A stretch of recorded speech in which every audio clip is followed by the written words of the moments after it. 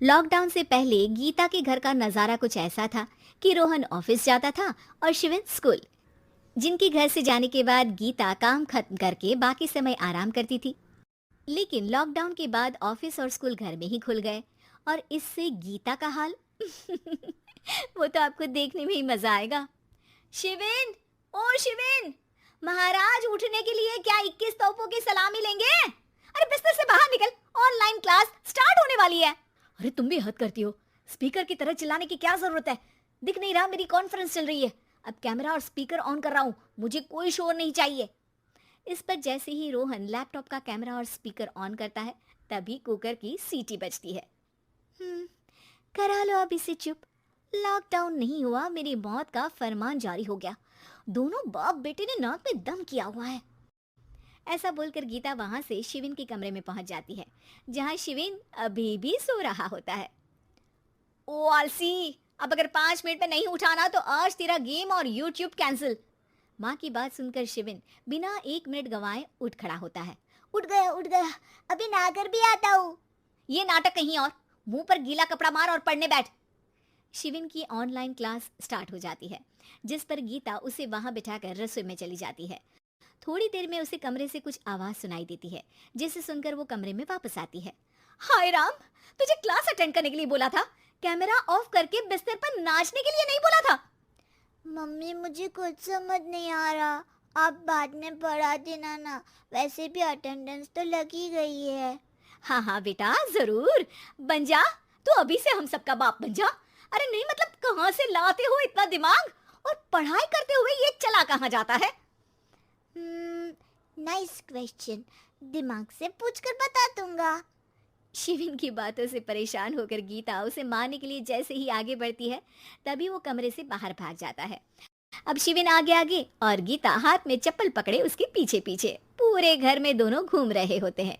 इसी बीच वो रोहन के पास पहुंच जाता है और शिविन को मारने वाली चप्पल रोहन के लैपटॉप पर जाकर गिरती है। ओए माँ! मम्मी, अब पापा को चप्पल मार रही हो? वो आज तक के रिपोर्टर, चुपचाप जाकर क्लास अटेंड कर ले, नहीं तो अगली तेरे पीछे लगेगी। इस पर शिविन वहां से चला जाता है, जिसके बाद रोहन गीता से कहता है, इस सर्कस के लिए कुछ बोलना चाहोगी? अरे क्या करूं, जब से तुम दोनों घर में रहने लगे हो, घर अपने आप ही सर्कस बन गया है और मैं तुम्हारी नौकर। कभी बेटी को संभालो तो कभी बाप के नखरे उठाओ। इन्हीं सब उथल पुथल में दिन बीतते रहते हैं, जिसमें हर रोज घर के अंदर कुछ नया सियप्पा खड़ा मिलता है, जो ज्यादातर शिविन और रोहन की ऑनलाइन स्कूल और ऑफिस से रिलेटेड ही होता है। एक सुबह, शिविन चल उठ, आज की क्लास जल्दी है। कैमरा ऑफ करके आप अटेंड कर लो।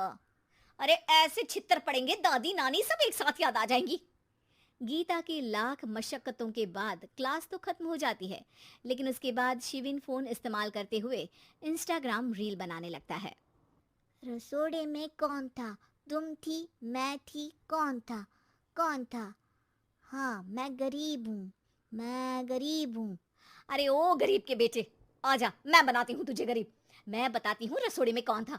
पढ़ाई करने बोलो तो इनकी माँ मर जाती है, और ये पागलपंतियाँ जितनी मर्जी करा लो।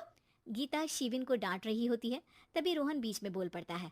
अरे बच्चा ही तो है, इतना गुस्सा क्यों कर रही हो? बेटे का साथ देने की इसी एक कोशिश में अब शिविन के साथ साथ रोहन भी गीता के गुस्से की सूली पर चढ़ जाता है। अगर बेटे पर इतना ही प्यार आ रहा है तो इसे क्लास अटेंड क्यों नहीं कराते, इसका होमवर्क क्यों नहीं कराते? उस समय तो बहुत जल्दी मीटिंग आ जाती है, वो काम मैं करूं और यहाँ इस बेफिजुली की चीज में तरफदारी करके बन जाओ महान।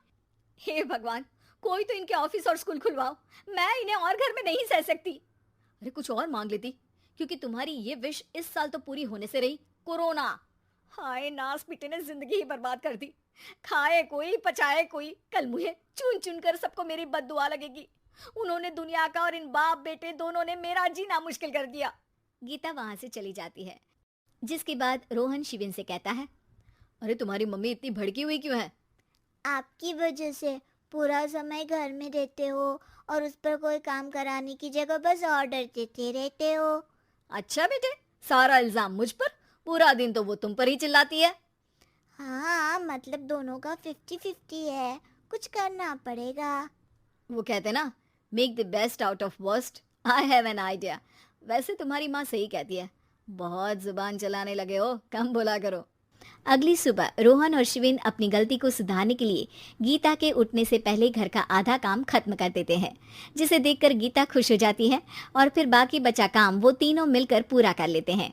जिसके बाद अब वो सब मिल बांट कर हर काम में एक दूसरे की मदद करते हुए लॉकडाउन का मजा लेने लगते हैं।